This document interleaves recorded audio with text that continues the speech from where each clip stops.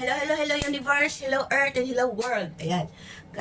Kagaya kahapon, sabi ko pupunta kami ng China, ng Shenzhen. Kaya lang hindi ko na na-video yung pabalik. Yung pabalik po kasi grabe, as in super, super dami ng tao. At saka, may kwento pa pala ako sa inyo. Muntik na ako mapaaway dun sa, yung pag-exit ng MTR. Kasi itong kasunod ko na checkwa, itong babae yun eh. Abang nito, nagmamadali siya. Dapat, pag tinap mo yon yung octopus, pag tinap mo yon wait mong lumabas ka at magko-close at saka mo itatap. Nung nagtap ako, tinap ko siya. Hindi pa ako nakakalabas, nagtap ulit siya. So ngayon, nung nagtap siya, syempre nag-exit ako. Nung nag-exit ako, nag-close. Ngayon, nagtap na siya. So, hindi na siya makalabas. Ngayon, ang sabi nung galit na galit siya sa akin, ganyan siya nang ganyan sa akin. Parang inaano niya sa akin na ng daya ko. Kasi daw, parang hindi ko tinap yung card ko. Kita-kita naman ng amo ko na tinap yung card ko. Tapos di sabi ng amo ko, teka lang, di sinabi niya dun sa staff ng MTR. Tapos di sabi ng MTR, daw talaga, sa isang tao, isang magtatap lang daw yon. Kumbaga, one by one ng tap nun. Ngayon, nagmamadali siya. Ayun, na siya doon, na-stack up siya doon. So, ngayon, iniwan na namin siya. Ganda siya. Ay, wala. Sorry, hindi ko kasalanan yun, di ba? Tapos, ito pa, girl. Na-hold din ako dun sa mga ka-universe. Na-hold din ako dun sa ba yun, yung ini-scan yung bag.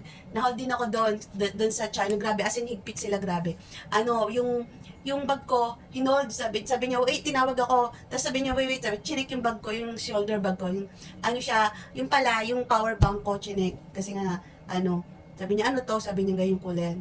Sabi ko, power bank. Sabi ko, gano'n, Diyos ko, Lord, grabe. Tapos, puro hassle na yung pagpunta ko doon. Tapos, ito pa, mga ka-universe ka art, tsaka word, tawag nito, yung papunta pa lang ako doon ng immigration, no? Doon pala sa immigration.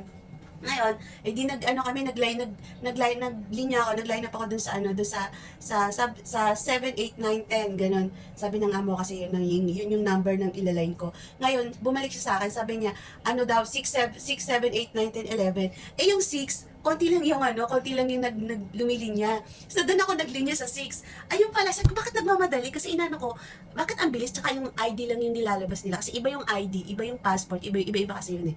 Ngayon, nung ako na doon sa may grabe tawag nito, hindi para sabi sa akin, doon daw ako sa kabila. So, ibig sabihin, doon ako sa 7, sa 6 ako nag-line. Sabi niya, ha? Sabi ko, patay. Yung 7 naman, napakatagal, grabe. As in, yung bago ako, siguro mga pangatlo ko dun sa doon sa harapan ng doon yung ini-interview ng immigration.